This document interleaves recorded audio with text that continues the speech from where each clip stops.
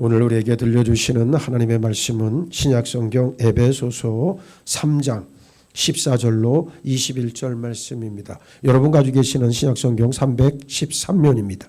이러므로 내가 하늘과 땅에 있는 각 족속에게 이름을 주신 아버지 앞에 무릎을 꿇고 비노니 그의 영광의 풍성함을 따라 그의 성령으로 말미암아 너희 속사람을 능력으로 강건하게 하시오며 믿음으로 말미암아 그리스도께서 너희 마음에 계시게 하시옵고 너희가 사랑 가운데서 뿌리가 박히고 터가 굳어져서 능히 모든 성도와 함께 지식에 넘치는 그리스도의 사랑을 알고 그 너비와 길이와 높이와 깊이가 어떠함을 깨달아 하나님의 모든 충만하신 것으로 너희에게 충만하게 하시기를 구하노라. 우리 가운데서 역사하시는 능력대로 우리가 구하거나 생각하는 모든 것에 더 넘치도록 능히 하실 이에게 교회 안에서와 그리스도 예수 안에서 영광이 대대로 영원 무궁하기를 원하노라. 아멘. 자, 오늘 본문 말씀을 통해서 에베소 교회를 위한 바울의 기도라는 제목의 말씀을 여러분들에게 전합니다. 본문 15절에 이름을 주신 아버지 앞에 무릎을 꿇고 비노니 말씀하고 있습니다. 사도 바울은 하나님을 가리켜 뭐라고 그럽니까?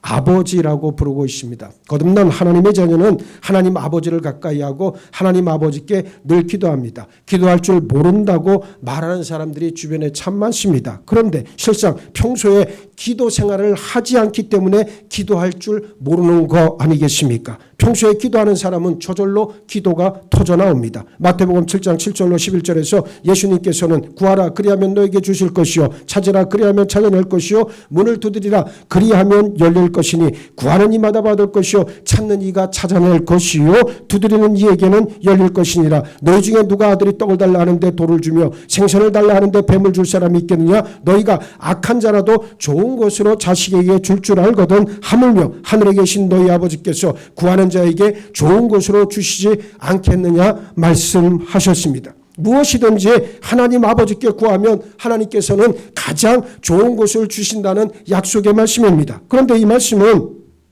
믿음으로 구원받은 하나님의 자녀 또 성령으로 거듭난 하나님의 자녀에게 약속하신 말씀이지 모든 사람을 향한 말씀은 아닙니다. 고린도전서 12장 3절에 성령으로 아니하고는 누구든지 예수를 주시라 할 수 없다 말씀합니다. 성령으로 거듭난 사람은 어떻습니까? 하나님이 누구신지 예수님이 누구신지 똑바로 합니다. 하나님의 말씀의 진리임을 확신하는 사람입니다. 예수님께서는 내가 곧 길이요 진리요 생명이니 나로 말미암지 않고는 아버지께로 올 자가 없다 말씀하셨는데 거듭난 사람은 오직 예수님을 통해서만 구원받는다는 사실을 믿습니다. 이것이 거듭난 사람의 특징이에요. 거듭난 사람에게는 거듭난 증거가 있습니다. 거듭난 사람은 하나님을 알고 사랑합니다. 그래서 거듭난 사람은 하나님의 말씀대로 하나님의 뜻대로 살려고 부단히 애씁니다. 거룩하고 하나님의 영광을 위해 살려고 애쓰고 하나님의 일을 하다 고난받는 것을 기쁨으로 여깁니다. 이것이 거듭난 증거요 하나님의 자녀된 증거인 줄 믿습니다. 이런 사람은 간구하는 대로 응답받는 것은 물론이요 생각하기만 해도 이루어지는 복을 받습니다. 예수님께서 마태복음 7장 12절에서 무엇이든지 남에게 대접을 받고자 하는 대로 너희도 남을 대접하라. 이것이 율법이요 선지자니라 말씀하신 이유가 있습니다. 우리가 하나님을 가장 기쁘시게 해드리기 위해서는 하나님께 절대적으로 순복해야 합니다. 사무엘상 15장 22절에 보면 사무엘이 이르되 여호와께서 번제와 다른 제사를 그의 목소리를 청종하는 것을 좋아하신 같이 좋아하시겠나이까? 순종이 제사보다 낫고 듣는 것이 순양의 기름보다 낫다고 분명하게 말씀합니다. 하나님께서는 우리가 제사 드리는 것보다 하나님의 말씀대로 순종하고 복종하는 것을 더더욱 기뻐하십니다. 우리가 하나님의 말씀대로 순복할 때 우리는 들어와도 복을 받고 나가도 복을 받습니다. 잠언 8장 17절에 나를 사랑하는 자들이 나의 사랑을 입으며 나를 간절히 찾는 자가 나를 만날 것이니라 말씀하고 있습니다. 하나님의 사랑을 받으려면 받기 위해서는 하나님을 사랑해야만 합니다. 예수님을 기쁘시게 하려면 예수님의 계명, 예수님의 말씀에 순복하면 됩니다. 예수님의 계명이 뭡니까? 요한복음 15장 12절 여기에서 예수님께서는 내 계명은 곧 내가 너희를 사랑한 것 같이 너희도 서로 사랑하라 하는 이것이니라 분명하게 말씀하고 있습니다. 예수님께서 우리를 사랑하신 것 같이 우리도 서로 사랑하라 말씀하셨습니다. 또 요한복음 14장 21절에서 나의 계명을 지키는 자라야 나를 사랑하는 자니 나를 사랑하는 자는 내 아버지께 사랑을 받을 것이요 나도 그를 사랑하여 그에게 나를 나타내리라 말씀하셨습니다. 예수님의 계명대로 순종하는 것이 예수님을 기쁘시게 하는 일입니다. 우리가 예수님의 계명대로 그 말씀대로 순복할 때 예수님께서 기뻐하셔서 우리를 사랑하시고 우리에게 당신 자신을 나타내 주시겠다 약속해 주셨습니다. 하나님께서는 믿음으로 우리를 말씀으로 우리를 찾아오십니다. 본문 15절에 이름을 주신 아버지 앞에 무릎을 꿇고 비로니 그랬는데 사도 바울은 지금 무릎을 꿇고 기도하고 있습니다. 사도행전 7장 60절에 무릎을 꿇고 크게 불러 이르되 주여 이 죄를 그들에게 돌리지 마옵소서 이 말을 하고자 하니라. 스데반도 무릎을 꿇고 기도했습니다. 사도행전 9장 40절 베드로가 사람을 다 내보내고 무릎을 꿇고 기도하고 돌이켜 시체를 향하여 이르되 다비다야 일어나라 하니 그가 눈을 떠 베드로를 보고 일어나 앉는지라. 베드로도 무릎을 꿇고 기도했습니다. 사도행전 20장 36절 이 말을 한 후 무릎을 꿇고 그 모든 사람들과 함께 기도하니. 사도행전 21장 5절에도 이 여러 날을 지낸 후 우리가 떠나가서 그들이 다 그 처자와 함께 성문밖까지 전송하거늘 우리가 바닷가에서 무릎을 꿇어 기도하고 그랬습니다. 무릎을 꿇고 기도하는 것은 자기 수단과 방법, 능력을 의지하는 것이 아니라 오직 하나님만 의지하고 겸손히 기도하는 것을 드러냅니다. 그런데 무릎을 꿇고 기도하면 오래 기도할 수 없어요. 이스라엘과 아말렉이 전쟁할 때 전쟁이 끝날 때까지 기도해야 했습니다. 그때 아론과 훌은 돌을 가져다가 모세 아래에 놓고 모세를 돌 위에 앉게 했습니다. 그리고 아론과 훌은 한 사람은 이쪽에서 또 한 사람은 저쪽에서 모세의 손을 붙들어 올렸습니다. 전쟁이 끝날 때까지 계속 그렇게 기도했다는 거예요. 그래서 기도는 어떻게 됩니까? 한 줄 겹으로 기도하는 게 아니라 두 겹, 세 겹, 네 겹. 그래서 더 많은 지체들이 기도의 띠를 형성해서 기도하는 이 중보의 힘에 놀라운 파워가 있다는 것을 우리가 인정을 해야 된다는 거예요.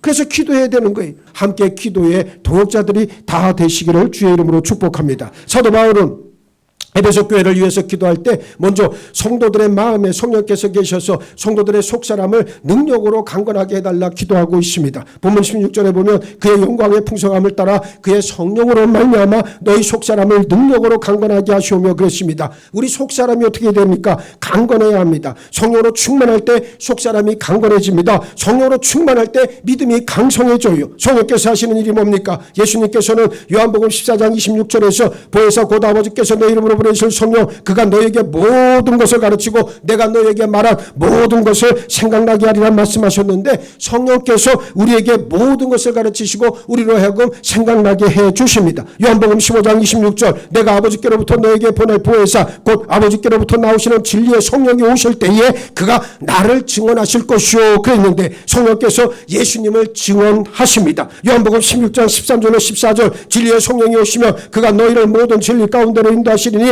그가 스스로 말하지 않고 오직 들은 것을 말하며 장래 일을 너희에게 알리시리라. 그가 내 영광을 나타내리니 내 것을 가지고 너희에게 알리시겠습니다. 성령께서 예수의 영광을 나타내십니다. 고린도전서 12장 7절로 11절 각 사람에게 성령을 나타내심은 유익하게 하려 하심이라. 어떤 사람에게는 성령으로 말미암아 지혜의 말씀을 어떤 사람에게는 같은 성령을 따라 지식의 말씀을 다른 사람에게는 같은 성령으로 믿음을 어떤 사람에게는 한 성령으로 병 고치는 은사를 어떤 사람에게는 능력 행함을 어떤 사람에게는 예언함을 어떤 사람에게는 영들 분별함을 다른 사람에게는 각종 방언 말함을 어떤 사람에게는 방언들 통역함을 주시나니 이 모든 일은 같은 한 성령이 행하사 그의 뜻대로 각 사람에게 나누어 주시는 것이니라 그랬습니다. 성령께서 우리에게 은사를 부어주셔서 무엇을 하게끔 하나님의 일을 감당하게끔 하십니다. 성령으로 충만하면 믿음이 충만하고 강성해집니다. 하나님께서는 성령 충만한 사람에게 권능을 부어주십니다. 그러므로 성령 충만한 사람은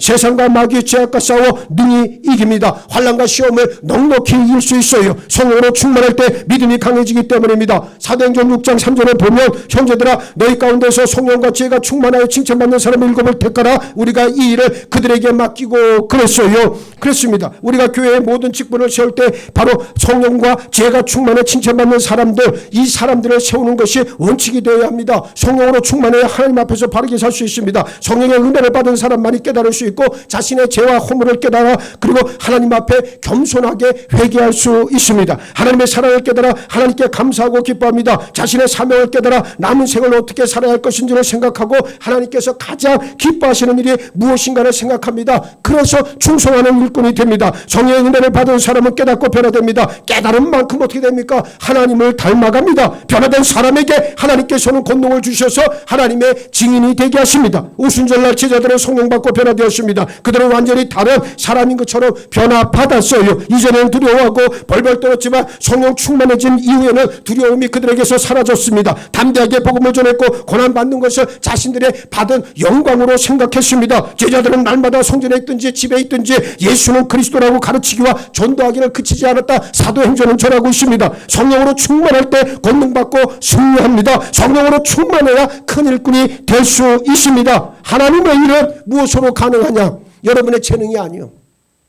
절대로 여러분의 능력으로 하는 게 아니에요. 여러분의 의지로 하는 게 아니에요. 하나님의 일은 오직 한 가지, 무엇으로? 믿음으로만 감당할 수가 있다. 우리는 성령으로 충만할 때만 하나님의 큰 일들을 감당할 수 있습니다. 예수님은 뭐라고 그랬습니까? 할 수 있거든요. 무슨 말이냐? 믿는 자에게 능히 하지 못할 일이 없다 말씀하셨습니다. 하나님의 일을 감당하기 위해서 반드시 기도해야 합니다. 열심히 기도하면 성령으로 충만해지고 믿음 또한 강성해집니다. 그래야 은혜를 받고 은혜를 받은 만큼 믿음이 자라 어떠한 일도 해낼 수 있습니다. 둘째, 성도들의 마음에 예수 그리스도께서 계시기를 기도하고 있습니다. 본문 17절로 18절을 보면 믿음으로 말미암아 그리스도께서 너희 마음에 계시게 하시었고 너희가 사랑 가운데서 뿌리가 박히고 터가 굳어져서 능히 모든 성도와 함께 지식에 넘치는 그리스도의 사랑을 알고 그랬고 에베소서 4장 15절에서는 오직 사랑 안에서 참된 것을 하여 범사에 그 일까지 자랄지라 그는 머리니 곧 그리스도라 말씀하고 있습니다. 우리 믿음은 점점 자라야 합니다. 우리 믿음은 예수님을 닮기까지 자라나야 합니다. 믿음이 자랄수록 변화됩니다. 말과 행동이 달라지고 성품이 달라져 예수님의 성품을 담습니다. 로마서 13장 14절에 오직 주 예수 그리스도로 옷 입고 정욕을 위하여 육신의 일을 도모하지 말라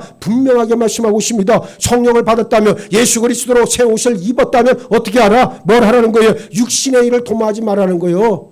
육신의 일을 도모하지 말라고 분명히 말씀하고 있는데 우리는 맨날 무엇을 먹을까 무엇을 입을까 이것을 놓고 맨날 그것을 구하고 하나님 앞에 나오는 그런 아주 이중적인 모습을 우리는 보이고 있다는 얘기입니다. 우리가 예수님을 닮는다는 것, 예수님의 옷을 입는 것을 말하고 고린도전서 15장 49절에서는 우리가 흙에 속한 자의 형상을 입은 것 같이 또한 하늘에 속한 이의 형상을 입으리라 그랬잖아요. 우리가 아담의 자손이지만 원죄가 우리들 피 속에 우리의 이 아주 골수 안에 원죄의 흔적이 남아있지만 그럼에도 불구하고 예수님의 형상을 닮아갈 수 있다고 우리에게 약속의 말씀을 분명히 주시잖아요. 이 사실을 받아들이라는 거예요. 우리는 어찌할 수 없는 육신에 속한 자지만 원죄 가운데 아직도 노출되어 있는 그런 연약한 존재이지만 그럼에도 불구하고 우리는 예수의 형상을 입을 수 있다고 하나님은 약속해 주시고 계십니다. 그렇습니다. 갈라디아 4장 19절에서는 나의 자녀들아 너희 속에 그리스도의 형상을 이루기까지 다시 너희를 위하여 해산하는 수고를 하느니 말씀하고 있습니다. 성도들의 믿음이 자라 성도들로 하여금 예수의 형상을 이루게 하는 것이 사도 바울의 목표였다. 오늘 이것은 나의 목표이기도 해요. 그것이 바로 예수 그리스도로 옷 입는다는 그런 말씀이겠죠. 은혜를 받고 믿음이 자라면 다 바뀝니다. 모든 것이 예수님을 닮아지게 되어져 있겠죠. 우리 안에 예수께서 계셔서 그리스도의 형상이 우리 안에 이루어지면 예수께서 미워하시는 것을 우리도 미워하게 될 것이고 예수께서 싫어하시는 것을 우리도 싫어하게 되고 예수께서 사랑하시는 것을 우리도 사랑하게 될 것이고 예수께서 좋아하시는 것을 우리도 좋아하게 됩니다. 예수님의 생각이 우리 생각이 됩니다. 예수님의 뜻이 우리 뜻이 되고 예수께서 원하시는 것을 우리도 원하게 됩니다. 바울은 성도들이 그 마음에 예수 그리스도를 모시고 사랑 가운데서 뿌리가 박히고 터가 굳어져서 그리스도의 사랑을 알고 그 너비와 길이 높이와 깊이가 어떠함을 깨달아 하나님의 충만하신 것으로 모든 충만하신 것으로 충만하기를 간절히 기도하고 있습니다. 하나님을 마음에 모시고 사는 사람은 하나님의 사랑으로 충만한 사람입니다. 요한일서 4장 9절로 11절에 보면 하나님은 하나님의 사랑이 우리에게 이렇게 나타난 바 되었으니 하나님이 자기의 독생자를 세상에 보내시면 그로 말미암아 우리를 살리려 하심이라. 사랑은 여기 있으니 우리가 하나님을 사랑한 것이 아니요 하나님이 우리를 사랑하사 우리 죄를 속하기 위하여 화목제물로 그 아들을 보내셨습니다. 사랑하는 자들아 하나님이 이같이 우리를 사랑하셨은즉 우리도 서로 사랑하는 것이 마땅하도다 그랬습니다. 하나님을 사랑하는 사람은 형제를 사랑합니다. 하나님의 사랑은 무제한이고 모든 사람에게 차별 없이 베풀어지고 영구하고 불변합니다. 예수 그리스도는 어제나 오늘이나 영원토록 동일하십니다. 예수님을 모른다 부인했던 베드로를 예수께서는 용서하시고 끝까지 사랑하셨습니다. 우리는 하나님의 사랑을 깨달아 하나님의 사랑으로 충만해야 될 책임이 있습니다. 사도 바울은 하나님의 사랑에 사로잡혀 세상 것을 배설물로 여겼고 우리가 살아도 주를 위하여 살고 죽어도 주를 위하여 죽나니 그러므로 살아 죽으나 다 우리는 누구의 것이다? 주의 것이라 분명히 고백하고 있습니다. 본문 20절로 21절에서 바울은 우리 가운데서 역사하시는 능력대로 우리가 구하거나 생각하는 모든 것에 더 넘치도록 능히하실 이에게 교회 안에서와 그리스도 예수 안에서 영광이 대대로 무영원무궁하기를 원하노라. 아멘. 그렇습니다. 하나님께서는 우리가 구하는 것만 이루어주시는 분이 아니요 우리가 생각하는 모든 것 위에 더욱더 넘치게 부어주신다는 말씀입니다. 오늘 말씀에 여러분들 힘을 얻으시기 바랍니다. 필요 이상의 것들로 더 충만히 채워주시는 분이 바로 누구시다? 하나님이시다 라고 그렇게 우리에게 말씀하고 있습니다. 할 수 있는 한 좋은 생각을 많이 하고 크게 생각하기를 바랍니다. 핵심은 하나님의 뜻을 구하는 것이고 그 뜻에 순종과 복종하는 일입니다. 하나님의 뜻대로 살려고 생각하는 것이 하나님을 기쁘시게 하고 하나님께서 반드시 이루어 주십니다. 이것이 신령한 복이에요. 하나님의 뜻대로 살기 위해 기도하고 행동하면 여러분이 복을 받고 우리 교회가 복을 받을 줄 믿습니다. 하나님의 자녀는 하나님께 영광을 돌리며 살기 바라고 기도해야 됩니다. 기도할 때 욕심을 따라 기도해서는 절대로 안 됩니다. 세상 풍조에 휩쓸려 하나님의 영광을 가려서도 안 됩니다. 우리 생사의 복은 하나님의 손에 달려 있고 절대 주권은 하나님의 손에 있다는 것을 기억해야 합니다. 하나님께서 애굽에 10가지 재앙을 내리셨을 때 하나님의 백성들이 있던 고센 땅에는 이 재앙이 내리질 않았다는 것을 우리가 너무나도 잘 알고 있습니다. 하늘과 땅의 모든 것에는 하나님의 손 안에 있다는 사실이죠. 하나님께서 이 세상을 심판하십니다. 두려워할 필요가 없습니다. 요한계시록 17장 14절에 그들이 어린 양과 더불어 싸우려니와 어린 양은 만주의 주시오 만왕의 왕이심으로 그들을 이기실 터이요 또 그와 함께 있는 자들 곧 부르심을 받고 택하심을 받은 진실한 자들도 이기리로다 말씀했습니다. 세상에 어떤 혼란이 있어도 믿음의 사람들은 걱정할 일이 없어요. 사명이 끝나면 하나님께서 우리를 불러가실 것이요 우리를 환대해서 하나님의 나라를 영접하십니다. 사명이 남아있다면 하나님께서 우리를 살리실 거예요. 우리는 기도할 때 제가 남은 생을 하나님께 영광 돌리며 살기로 작정하오니 나를 강건하게 해주시고 모든 병은 떠나게 해주옵소서. 그러나 내가 하나님의 영광을 가린다면 나를 불러가 주옵소서. 마땅히 기도할 수 있어야 합니다. 이게 성도의 담대한 믿음이에요. 그래서 우리가 하나님 앞에 그런 담대함을 가지고 기도할 수 있는 그러한 존재들이 되어야 됩니다. 오늘 말씀의 결론, 사도 바울은 에베소 교회를 위해서 지금 간절히 기도하고 있습니다. 오직 하나님의 영광을 위한 성도 에베소 교회가 되게 해달라는 그런 애절한 내용이에요. 애절함으로 하나님 앞에 나아가 무릎 꿇고 하나님의 도우심을 구할 때 하나님의 영광을 위해 살기로 작정하시고 또 그렇게 살아내시기를 예수의 이름으로 축원합니다. 축원합니다. 축원합니다.